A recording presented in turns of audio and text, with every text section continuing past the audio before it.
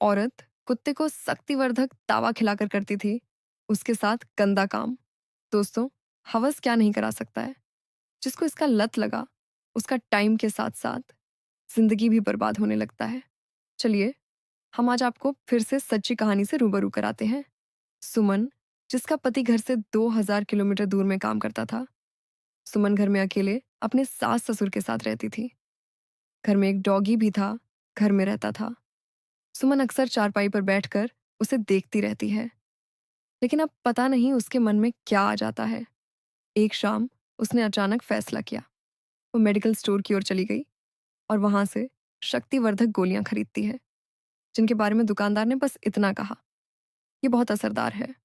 उसके बाद वापस आकर उसने उन गोलियों को दूध में घोल दिया और उन गोलियों को लाकर शाम के समय डोंगी को पिला दिया। अब दोस्तों, उसके बाद यहाँ होता है बड़ा ही डरावना है। लेकिन इस घटना से हमें एक बड़ा सबक मिलेगा। इस वीडियो को आखिर तक देखने के बाद आपको पता चलेगा कि कैसे घरों में होने वाली छोटी छोटी गलतियों से बड़े बड़े कांड और बड़े बड़े बवाल हो जाया करते हैं। दोस्तों, ये सच्ची घटना गुजरात की है। यहाँ सुमन नाम की एक नौजवान लड़की रहा करती थी, जिसकी शादी हाल ही में रवि नाम के एक लड़के से हुई थी। रवि की उम्र 28 साल थी और सुमन की 25 साल। अभी इनकी शादी को ज्यादा समय नहीं हुआ था और ना ही इनके अभी कोई बच्चे थे। शादी के कुछ समय बाद ही रवि अपने परिवार और बेहतर भविष्य के लिए पैसे कमाने सऊदी चला गया। पीछे घर पर सुमन अपनी सास, ससुर और एक देवर के साथ रहती थी। लेकिन रवि के बार बार और कई कई महीनों तक वापस ना आने की वजह से सुमन धीरे धीरे अकेलापन महसूस करने लगी थी। उसके लिए यह अकेलापन काटना बहुत मुश्किल होता जा रहा था। रवि सालों में एक या दो बार ही घर आ पाता था। कभी कभी तो साल भर भी वापस नहीं आता था। पति के बिना सुमन बहुत अकेली हो गई थी और अक्सर उसकी याद में खोई रहती थी। वह उदास और गुमसुम बैठी रहती। उसकी सास उसे इस हालत में देखती उससे नाराज हो जाती थी। वह अक्सर सुमन को ताना मारती और कहती, तेरा ध्यान कहाँ रहता है, तू बस बैठी रहती है, घर का कोई काम धंधा भी नहीं करती। सुमन की हालत ऐसी हो गई थी कि वह ना तो अपनी सास की बातों का जवाब दे पाती थी और ना ही कुछ कर पाती थी। बस ऐसे ही बैठी रहती। घर के अंदर अब सुमन होती है, उसको अपने पति की याद आती है और वह संबंध बनाना चाहती है। लेकिन घर के अंदर देवर है, उसके साथ वह संबंध बना नहीं सकती थी। उसको शर्म लग रही थी और वह सोच रही थी कि कुछ गलत ना हो जाए। तो दोस्तों, इसी याद में वह बैठी रहा करती और सांस भी उसे झाड़ दिया करती है। जब रवि छुट्टी पर घर आता है तो सुमन की खुशी का ठिकाना नहीं रहता है। वह इन 10 से 15 दिनों को ऐसे जीती थी मानो उसे जन्नत मिल गई हो। रवि के साथ बिताया हर पल उसे सुकून देता था और वह चाहती थी कि यह दिन कभी खत्म ना हो। लेकिन जल्द ही वह समय भी आ जाता है जब रवि के वापस जाने का दिन तय होता है। जैसे ही रवि की वापसी का टिकट बनता, सुमन का दिल बैठ जाता था। जाने से पहले जब रवि उसके सामने आता है तो वह अपनी भावनाओं को रोक नहीं पाती और रोने लगती थी।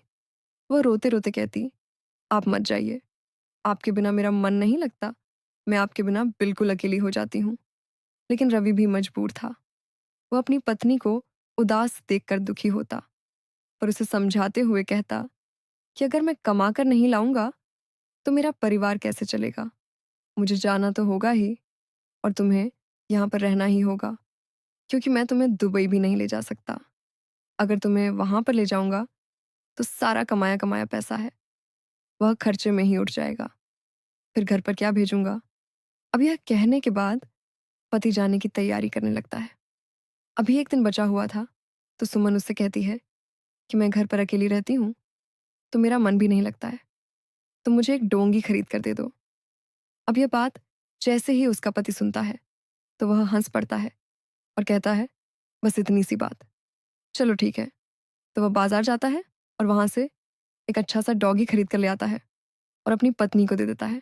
कहता है कि इससे मन लगा लेना। अब पति होता है, वह तो चला जाता है विदेश।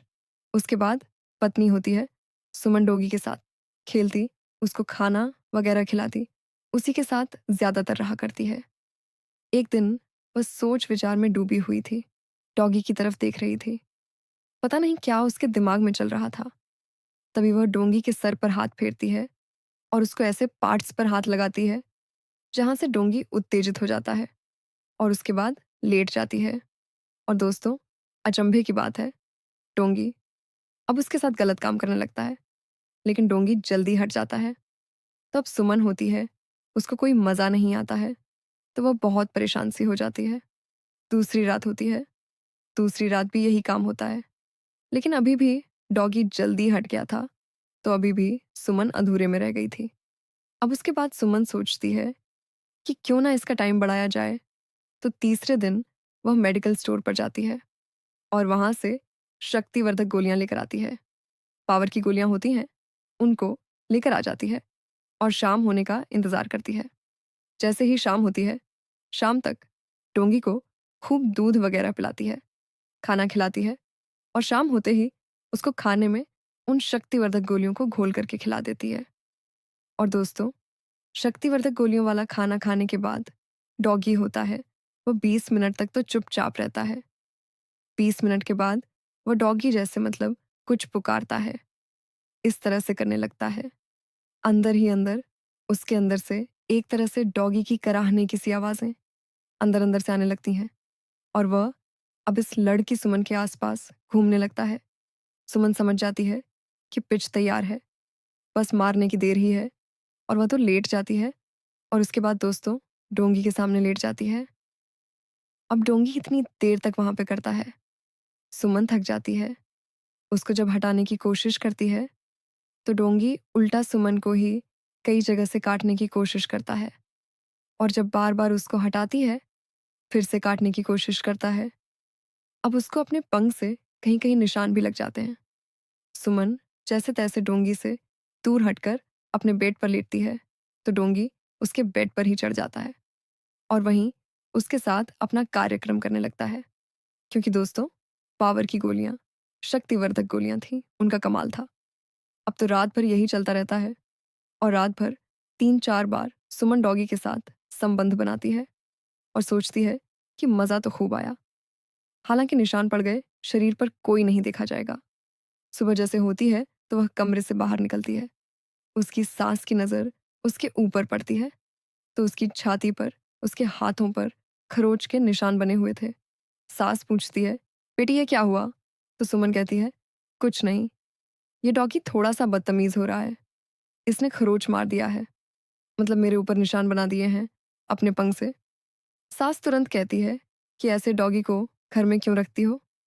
इसको बाहर निकाल दो, इसको बाहर छोड़कर आ जाओ। लेकिन वह कहती है कि नहीं नहीं, मैं इसको सिखा दूंगी। अब दूसरी रात होती है।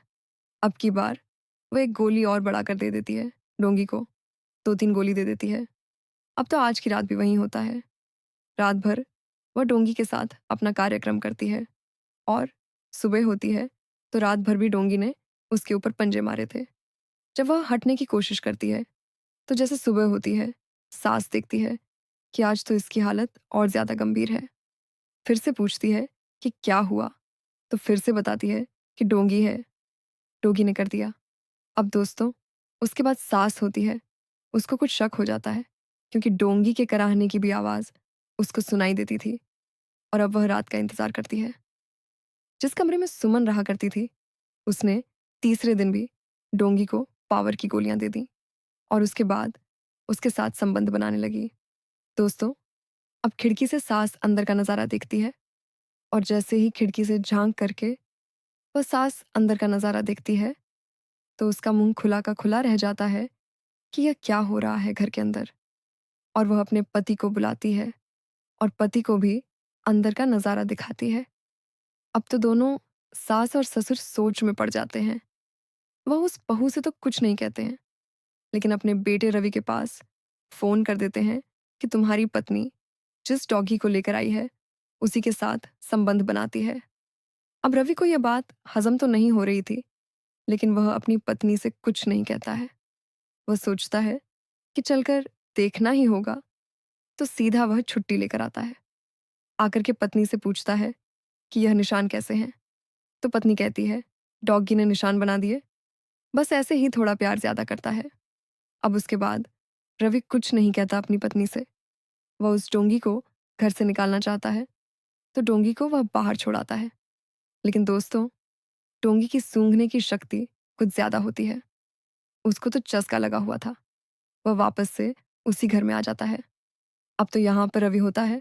कई बार उसको बाहर जैसे छोड़ कर आया था, वह वापस उस घर में आ जाता है। तो अब रवि परेशान हो जाता है। रवि का एक दोस्त था। रवि अपने दोस्त को उस डॉगी को दे देता है कि ये लो, बहुत महंगा डॉगी है, तुम रख लो इसको। उसका दोस्त उसे हंसी खुशी रख लेता है। अभी तक रवि ने अपनी पत्नी से पूछा नहीं था कि आखिर मामला क्या था, लेकिन दिमाग में वह बातें चल रही थीं। अब वह डोंगी जब दोस्त के घर पर जाता है, तो दोस्तों, वहां पर जनानियां सोया करती हैं। वह रात के समय उस पर वहां पर भी नहीं रोका जा रहा था। उन जनानियों के ऊपर चढ़ने लगता है, यानी कि उनके साथ संबंध बनाने की कोशिश करता है। तो अब दोस्तों, यहाँ पर एक दिन देखा जाता है, लेकिन दूसरे दिन भी वह यही हरकत करता है, यानी कि डॉगी पूरा आशिक मिजाज हो रहा था। अब तो वहां पर भी वह यही काम करता है।